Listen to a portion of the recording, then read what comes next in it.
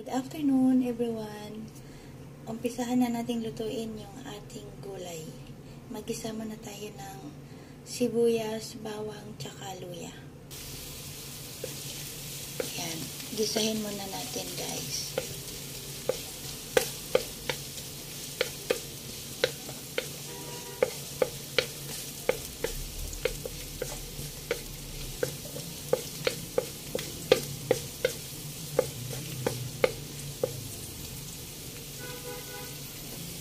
Then, next natin ilagay yung ating bagoong.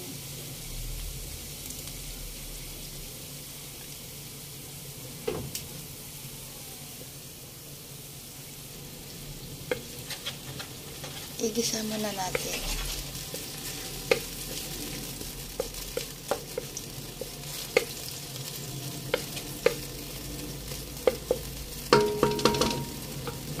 Then, maglagay tayo ng paminta. Then, sunod natin ilagay yung buto ng patani. Patani yata tawag buto.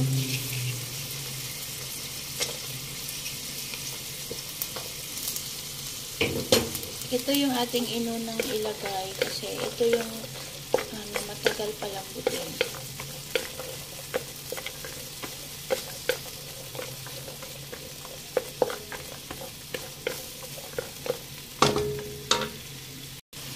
Then, mag-add tayo ng 2 cups of water.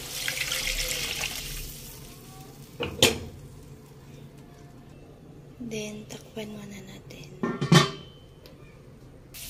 Ito yung patani guys. Pinapalambot muna natin. Check natin kung malambot na ba siya. Matigas pa. Palambutin muna natin. Susunod natin ilagay guys yung bunga ng malunggay.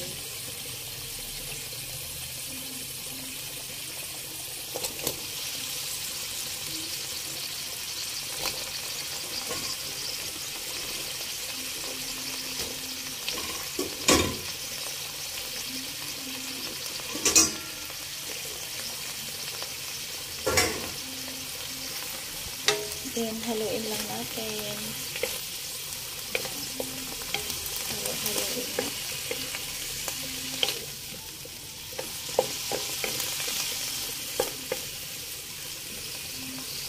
Then, takpan lang natin ulit.